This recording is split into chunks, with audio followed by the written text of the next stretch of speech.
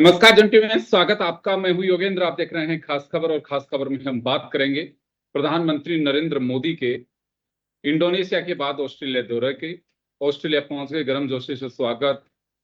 और सबसे अहम बात है कि दोनों क्वाड के मेंबर भी हैं। ऊर्जा क्षेत्र, रक्षा क्षेत्र, व्यापार, टेक्नोलॉजी, इनको लेकर के काफी चर्चाएं हुई है।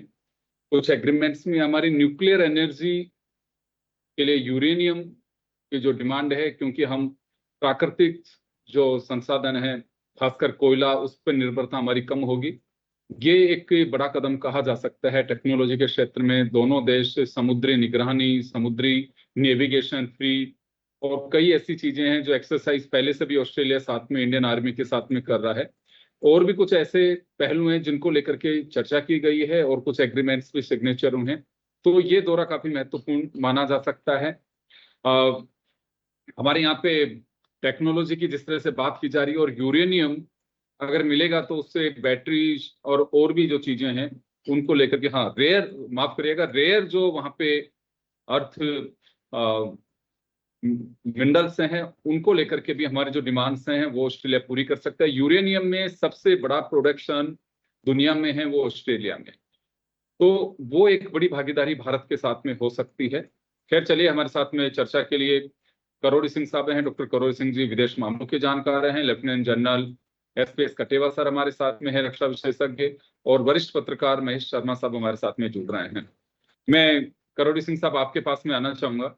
इंडोनेशिया के बाद में ऑस्ट्रेलिया के मेलबोर्न पहुंच गए प्रधानमंत्री। काफी गर्मजोशी से स्वागत है। स्वागत तो खैर अलग बात है, लेकिन सबसे इम्पोर्टेंट बात है कि किन पहलुओं पर चर्चा होती है और क्या कुछ हमें मिल सकता है। क्या हमारी डिमांड्स को ऑस्ट्रेलिया पूरी कर सकता है, हम उनकी कितने सहयोग में मदद कर सकते हैं, उनकी क्या डिमांड्स हम पूरी कर सकते हैं। एक दूसरे के साथ में काफी एक डेमोक्रेटिक कल्चर है दोनों जगह पे। हमारे यहाँ के बहुत सारे लोग वहाँ रोजगार के लिए गए हुए हैं, इंडस्ट्री पढ़ाई कर रहे हैं वहाँ बच्चे। तो ये यात्रा काफी महत्वपूर्ण कही जा सकती है प्रधानमंत्री नरेंद्र मोदी की इस परिप्रेक्ष्य में। देखिए योगेंद्र जी, इस बार भारत के प्रधानमंत्री जिन देशों की यात्रा कर रहे हैं, उनके किसी के भी साथ भारत के इतिहास के कोई कड़वे अनुभव नहीं है और निरंतर रूप से सहयोग होता रहा है। ऑस्ट्रेलिया को हम देखें तो ऑस्ट्रेलिया के साथ दोनों देशों का लगभग बराबर का इन्वेस्टमेंट है, 15 बिलियन दोनों एक दूसरे के। 15 बिलियन इंडिया लगभग इन्वेस्ट कर रहा है और ऑस्ट्रेलिया इंडिया में कर रहा है, तो वो बड़ा संतुलित है। ट्रेड को लेके इम्बैलेंस था। अगर 3 साल पहले हम देखें तो लगभग 12 बिलियन का ट्रेड डेफिसिट था, लेकिन अब उसको रिड्यूस करके 6 बिलियन पे ले आए हैं। और उसका कारण मेरे ख्याल से है जो economic cooperation and trade agreement 22 में हुआ, 2022 में, उसकी वजह से इंडिया का ट्रेड भी वहां काफी बढ़ा। और इसके अलावा जो comprehensive economic partnership economic cooperation agreement है, CECA, जो 2011 में शुरू हुआ था, लेकिन बीच में पॉज हो गया, नहीं आगे बढ़ पाया। तो अभी दोनों प्रधानमंत्री मिले हैं तो उन्होंने ये कहा है, अपने अधिकारियों को निर्देश दिए हैं कि जो कॉम्प्रिहेंसिव इकोनॉमिक कोऑपरेशन एग्रीमेंट है उसको रिवाइव कीजिए और उसको जल्दी से जल्दी कंप्लीट कीजिए। तो जो 22 में एग्रीमेंट हुआ था उसका एक एक्सपेंडेड वर्जन है, उससे और ज्यादा कोऑपरेशन बढ़ेगा दोनों देशों का आर्थिक क्षेत्र में। तो इन्वेस्टमेंट लगभग बराबर है, तो ज्यादा असंतुलन नहीं है भारत और ऑस्ट्रेलिया के बीच में। और जब असंतुलन, आर्थिक दृष्टि से असंतुलन नहीं है, तो कोऑपरेशन की संभावना बहुत बढ़ जाते हैं। और इसीलिए दोनों प्रधानमंत्री ने कहा है कि हम अभी जो हमारा ट्रेड है वो 50 बिलियन के करीब है, 2030 तक हम 100 बिलियन तक ले जाने की कोशिश करेंगे, जो मुझे लगता है कुछ सीमा तक एम्बिशियस है कि एकदम से 4 साल में 100 बिलियन तक ले जाना थोड़ा मुश्किल लग रहा है। इसके अलावा जो अभी जो कोऑपरेशन, एक जो भारत की एनर्जी रिक्वायरमेंट है, जो यूरेनियम भारत को आएगा, तो उससे लगता है कि जो ग्रीन एनर्जी की तरफ भारत का ट्रांजिशन है उसमें बड़ी हेल्पफुल होगा और भारत की जो एनर्जी सिक्योरिटी है उसमें बड़ी मदद मिलेगी। तो ये बहुत इंपॉर्टेंट भारत की दृष्टि से एग्रीमेंट है। दूसरा डिफेंस वाला है, तो डिफेंस को लेके मुझे लगता है कि जॉइंट मैन्युफैक्चरिंग की तरफ कदम बढ़ाने का है, डिफेंस में इन्वेस्टमेंट करेगा ऑस्ट्रेलिया। तो अगर ये होता है तो बहुत बड़ा कदम होगा। लेकिन देखिए भारत की अभी जो इस तरह की नीति है पिछले कुछ सालों से हम देखें तो बाइलेटरलिज्म से पे है, मल्टीलेटरलिज्म पे भारत ज्यादा कोऑपरेशन या एग्रीमेंट नहीं कर रहा है किसी भी देश से। तो ऑस्ट्रेलिया के साथ हमारा क्वेड है, लेकिन क्वेड बहुत ज्यादा अफेक्टिव नहीं है क्योंकि भारत का एम्फेसिस है वो बाइलेटरलिज्म है। और इसलिए सिक्योरिटी को लेके ऑस्ट्रेलिया, जापान, अमेरिका एक तरफ, तो जो मैंने पहले भी अपने चैनल पे कहा था कि इक्विलिटेरियन सिक्योरिटी ट्रायंगल बना रहे हैं अमेरिका, ऑस्ट्रेलिया और जापान मिलके। दूसरी तरफ ऑस्ट्रेलिया, अमेरिका, कनाडा और यूके से मिलके वो फाइव आइज है या ऑकस है, उधर ऑस्ट्रेलिया फोकस कर रहा है सिक्योरिटी के पॉइंट ऑफ व्यू से। तो अब दोनों मिलके जो इंडो पैसिफिक रीजन में है किस तरीके की सिक्योरिटी प्रोवाइड करेंगे, क्या तीसरे कंट्री को भी साथ लेंगे, क्योंकि भारत का एम्फेसिस अब बाइलेटरलिज्म पे ज्यादा है। तो ऐसे इससे मुझे लग रहा है कि भारत ऑस्ट्रेलिया को अपने आर्थिक विकास में, तकनीकी विकास में अच्छा पार्टनर बनाना चाहता है, ऑस्ट्रेलिया का अच्छा पार्टनर रहना चाहता है। लेकिन इंडो पैसिफिक रीजन में दोनों सहयोग की बात तो कह रहे हैं, लेकिन वो द्विपक्षीय होगा या बहुपक्षीय होगा इसको लेके क्लैरिटी नहीं है। और मुझे लगता है भारत उस तरह का ऑस्ट्रेलिया के साथ कोई बहुपक्षीय कोऑपरेशन ज्यादा इंडो पैसिफिक में नहीं चाहता है। उसका कारण हो सकता है कि भारत चाइना को एंटागोनाइज नहीं करना चाहता है, क्योंकि चाइना कई बार कह चुका है कि जो भी द्विपक्षीय बातचीत होती है, चाहे इंडोनेशिया भारत में हो, फिलीपींस भारत में हो, वियतनाम भारत में हो, वो तीसरे कंट्री को टारगेट नहीं करना चाहिए। और चीन ने जब यहाँ पे कुवैत के विदेश मंत्रियों की बैठक हुई थी दिल्ली में अभी पिछले महीने ही, तब भी चीन ने कहा था कि थर्ड कंट्री को टारगेट नहीं करना चाहिए। तो मुझे लगता है कि इंडिया बहुत ही सेफ कदम उठा रहा है कि कहीं चाइना को बहुत ज्यादा एंटागोनाइज नहीं करे। तो भारत की जो कन्फ्रंटेशन अवर्जन की अप्रोच है चीन के साथ, उसकी वजह से जो मल्टीलेटरल मैकेनिज्म है उनको ज्यादा इफेक्टिव बनाने के लिए इस यात्रा के दौरान कोई ऐसी बातचीत नहीं होगी। जी योगेंद्र जी। जी बिल्कुल, आप ठीक कह रहे हैं। और देखिए दोनों देशों के बीच है समझौते की बात है। अभी भी जो बात सामने आ रही है कि यूरेनियम को लेकर के जो यूरेनियम प्रोडक्शन स्टेट कंट्रीज हैं उनके मेंबर नहीं होने के बावजूद भी, अलायंस के मेंबर नहीं होने के बावजूद भी दोनों देशों में सहमति बनी है। तो एक यूं कहूंगा कि खुले विचारों का एक आदान प्रदान है, दोनों एक दूसरे को प्लेटफॉर्म उपलब्ध करा रहे हैं। मैं कटेवा सर आपके पास में आना चाहूंगा, ये कितना महत्वपूर्ण है हमारे लिए डिफेंस डील। हालांकि बहुत बड़ी डील में तो नहीं अभी कुछ कहा जा सकता, लेकिन हाँ एक दूसरे के लिए वहाँ की टेक्नोलॉजी, आना जाना, इंडस्ट्री, स्टार्टअप्स, उनकी बात की जो 14 बिंदुओं पे जिन पे सहमति बनी है उसमें डिफेंस डील भी है। नेविगेशन की बात है, दोनों वार्स एक्सरसाइज हैं उनको लेकर समुद्र क्षेत्र में करेंगे और एक दूसरे के यहाँ पे आना। पहले भी ऑस्ट्रेलिया, फ्रांस, जर्मनी, बहुत सारी कंट्रीज के साथ हमारी एक्सरसाइज होती है। लेकिन इस यात्रा के बाद में हम कुछ कह सकते हैं कि नई टेक्नोलॉजी के साथ में नेविगेशन की जो रिक्वायरमेंट दोनों देशों की है, वो दोनों समुद्री नेविगेशन है, उसको लेकर के ये पूरी हो पाएगी। योगेंद्र जी, ये जरूर डिफेंस के बारे में भी डील हुए, काफी पॉइंट्स के डील अभी डॉक्टर साहब ने बताया भी है। एक चीज आपने आज देखी होगी कि आज प्रधानमंत्री जी जब इंडियन डायस्पोरा को एड्रेस कर रहे थे तो काफी सारी तादाद में लोग उनके भाषण सुनने के लिए आए थे। जब ऑस्ट्रेलिया के प्रधानमंत्री और हमारे प्रधानमंत्री का जॉइंट वहाँ एड्रेस था और बड़े खुले अच्छे मूड में उन्होंने वहाँ की इंडियन जो ओरिजिन के लोग रह रहे हैं उनको उन्होंने भाषण में बहुत अच्छी बातें बताई भारत की प्रोग्रेस के बारे में। और नहीं तो आप देखेंगे कि जो डिप्लोमेटिक ऐसी मीटिंग्स होती हैं उसमें थोड़ी बहुत फॉर्मेलिटी, थोड़ी बहुत कंस्ट्रेंट रहता है, थोड़ी बहुत इतना इनफॉर्मल नहीं होता है।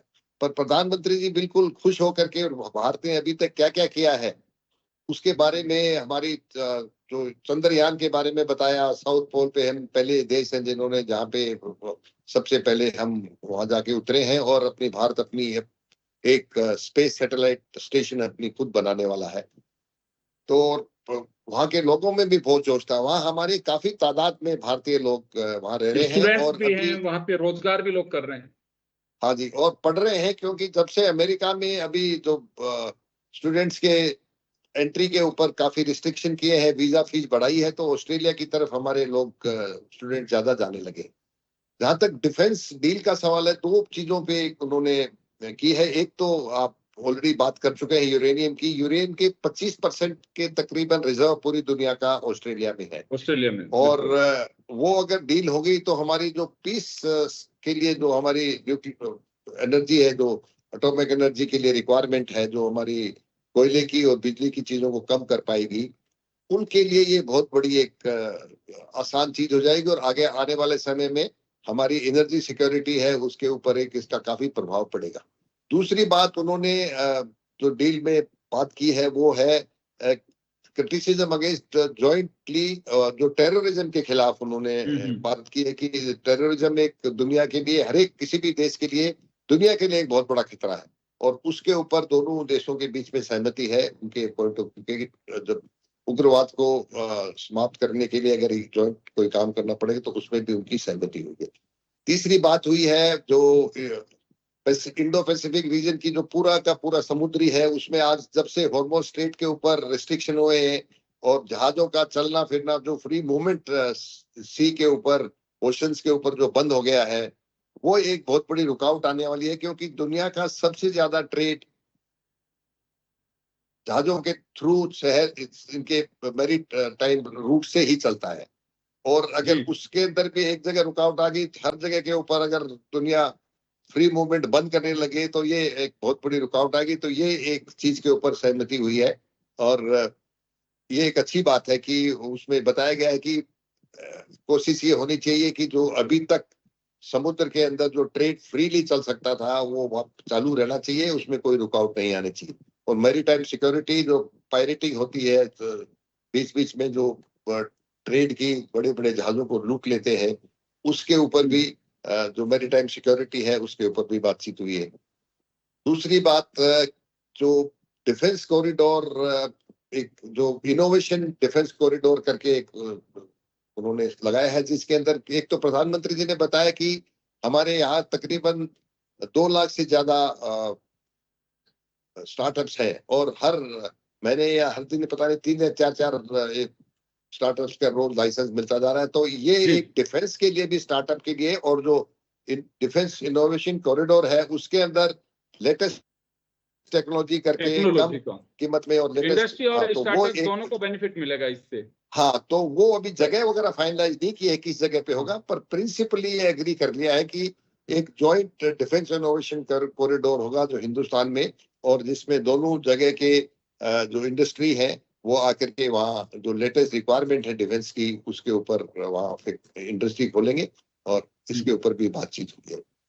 जी, तो आप बिल्कुल सही कह रहे हैं, क्योंकि डिफेंस एंड सिक्योरिटी डिक्लेरेशन दोनों के जॉइंट डिक्लेरेशन जो है उसमें उन्होंने कई बिंदुओं को लेकर के चर्चा की है। उन्होंने ये भी कहा कि मैरीटाइम सिक्योरिटी कोलैबोरेशन जो है उसको लेकर के भी उन्होंने उसके भी बात की है। उससे पहले भी क्या है कि योगेंद्र जी, हमारे और ऑस्ट्रेलिया के जो डिफेंस फोर्सेस के आदान प्रदान है, चाहे वो एक्सरसाइज हो, चाहे नेवी के एक्सरसाइज हो, एयरफोर्स की एक्सरसाइज हो, या कोर्सेज के ऊपर भी, हमारे जैसे नेशनल डिफेंस कॉलेज में हमेशा एक ऑस्ट्रेलिया का सीनियर ऑफिसर आके कोर्स करता है, और हमारे भी लोग वहां जाके कोर्सेज कर सकते हैं।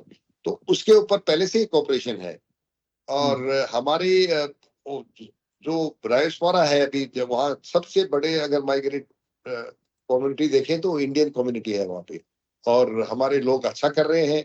हमारे लोग वहाँ पे जाके, हमारे साइंटिस्ट हैं, हमारे दूसरे डॉक्टर्स हैं, वो वहां जाकर के अच्छा काम कर रहे हैं। वो ऑस्ट्रेलिया में भी उनकी वहाँ कोई किसी तरह की लड़ाई झगड़ा नहीं है, जैसे आप कनाडा में देखेंगे कुछ ना कुछ इंटरनल रिफ चल रही है। यूएस में भी कोई ना कोई, यूएस में भी यहाँ कुछ न कुछ चलता रहता है, लेकिन अमेरिका में देखिए, कोई दिक्कत नहीं। ऑस्ट्रेलिया में इस तरह की कोई लड़ाई झगड़ा नहीं है कि बिल्कुल उनको बाहर आपने भगाओ। सही कहा सर। अभी अगर नई जनरेशन की अगर प्राथमिकता में देखें एजुकेशन वाइज, तो ऑस्ट्रेलिया पहली प्राथमिकता बनती जा रही है, तो उस लिहाज से भी काफी ये महत्वपूर्ण है। मैं वापस लौटूंगा आपके पास में, मैं महेश जी का रुख करना चाहूंगा।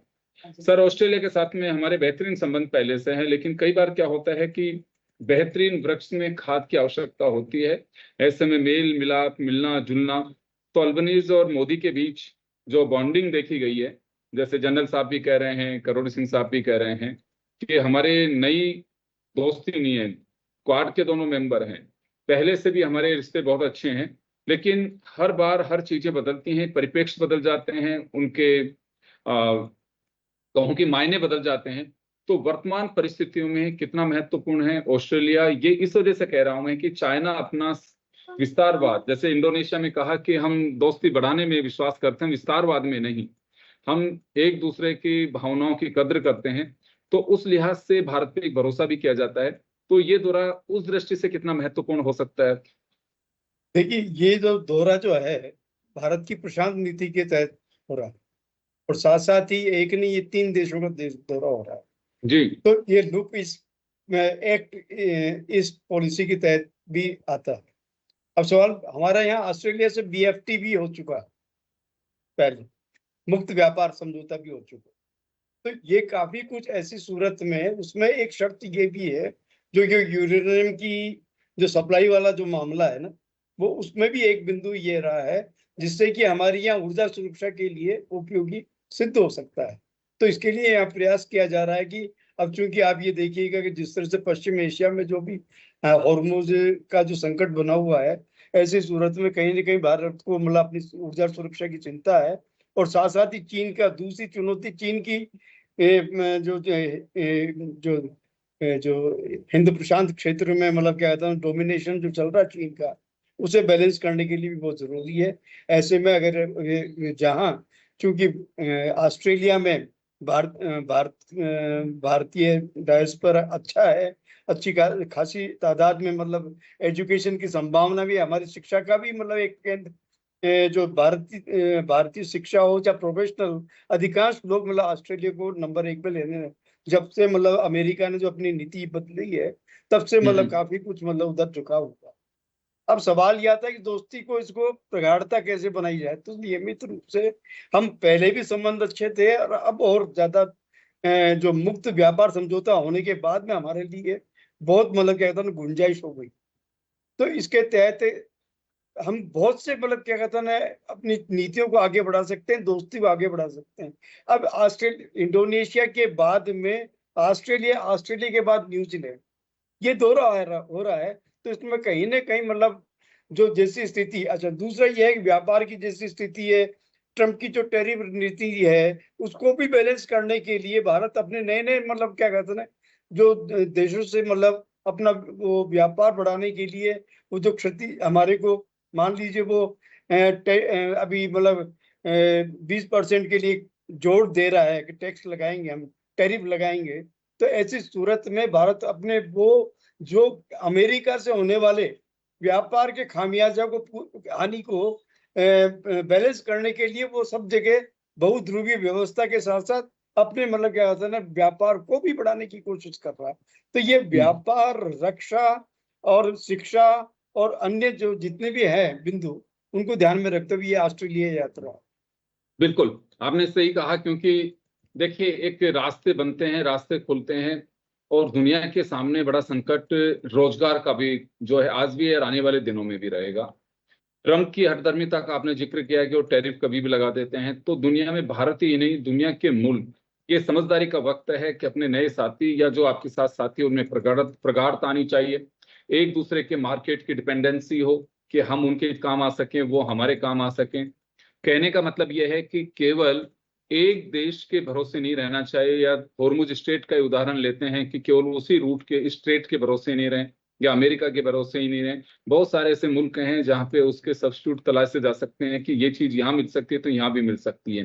रोजगार के सुकून से अगर वहां नहीं मिलेगा तो यहाँ मिल सकता है। भविष्य संकट में है तो कहीं सुकून तलाशा जाएगा।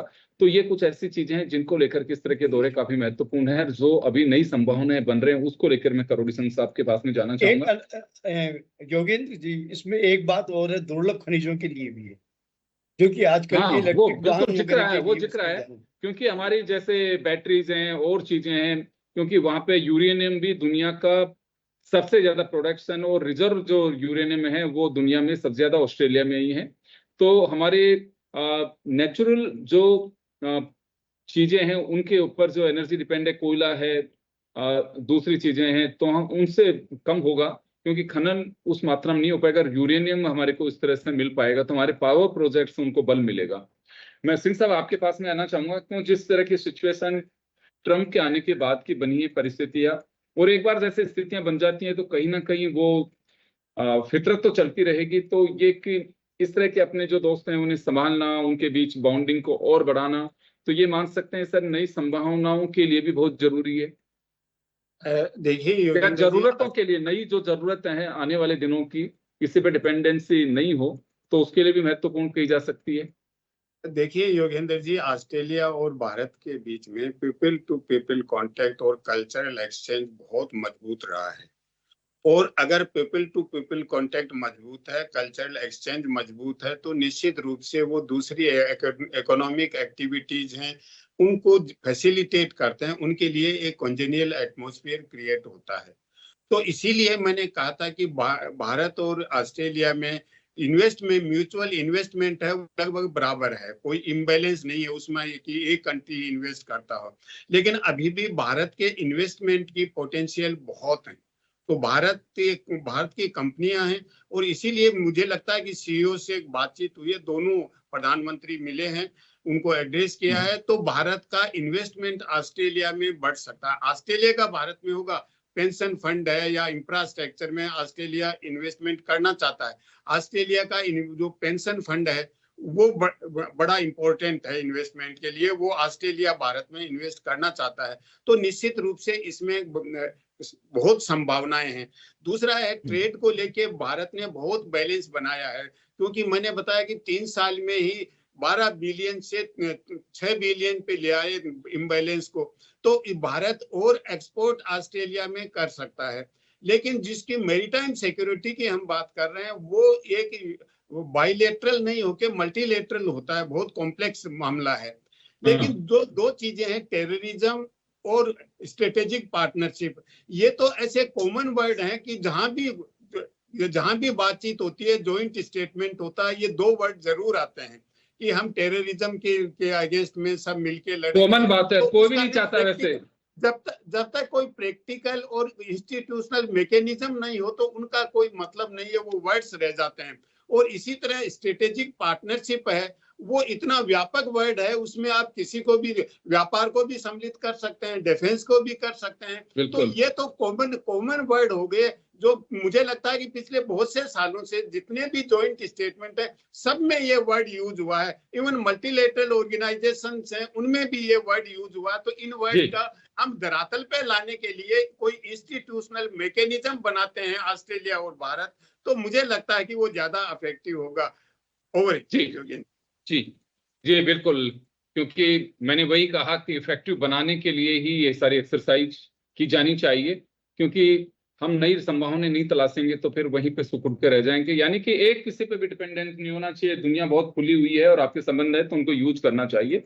मैं चलिए जनरल साहब का रुख करना चाहूंगा। सर, जैसे मैंने पहले भी कहा कि India Australia joint declaration of defence and securities जारी किया है। इसमें 2-3 चीजें अपन जिक्र भी कर चुके हैं कि डिफेंस इनोवेशन कॉरिडोर बनाने का फैसला किया, जिसमें इंडस्ट्रीज और स्टार्टअप्स, ये बात सही है कि जगह और ये सारी उपलब्धता कैसे रहेगी, कहाँ रहेगी।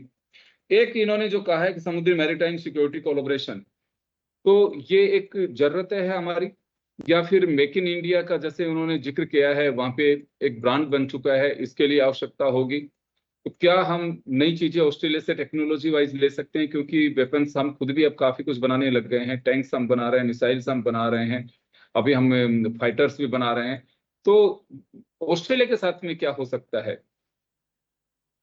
देखिए योगेंद्र जी, जैसे अभी डॉक्टर साहब ने बताया कि जो मैरीटाइम कोलैबोरेशन है, क्योंकि ये इतना बड़ा इलाका है कि ये तो है नहीं कि सिर्फ एक इंडिया और ऑस्ट्रेलिया दो ही देश हैं और बाकी समुद्र में कोई देश किसी की सीमा नहीं लगती है।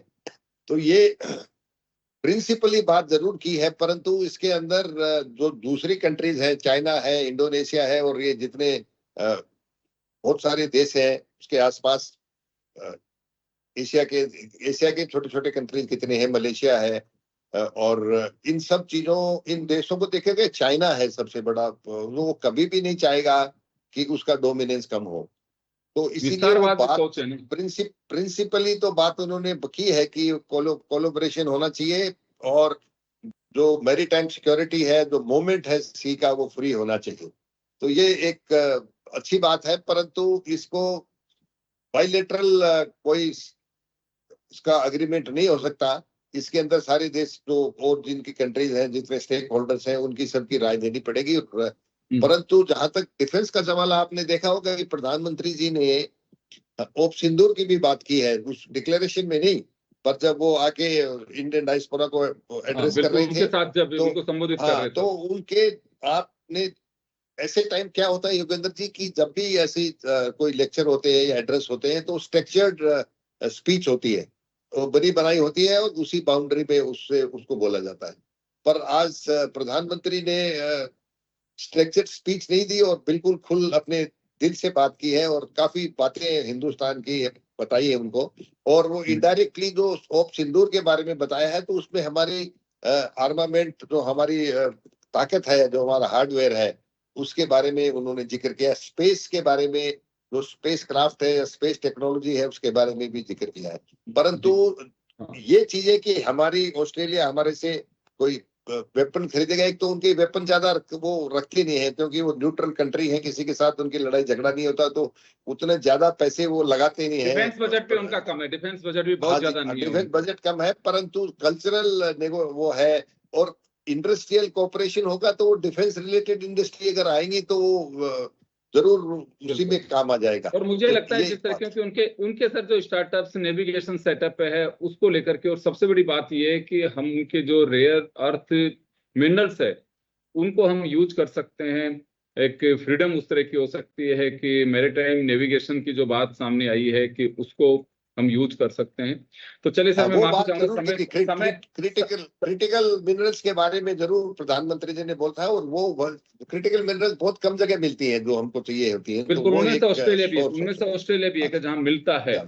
तो चलिए मैं सर, 1 मिनट का वक्त बचा है, मैं महेश जी के पास में जाना चाहूंगा। तो सर, हमने काफी चर्चाएं की, हमारे एक्सपर्ट्स अलग अलग सेक्टर के सब कुछ बताया भी है।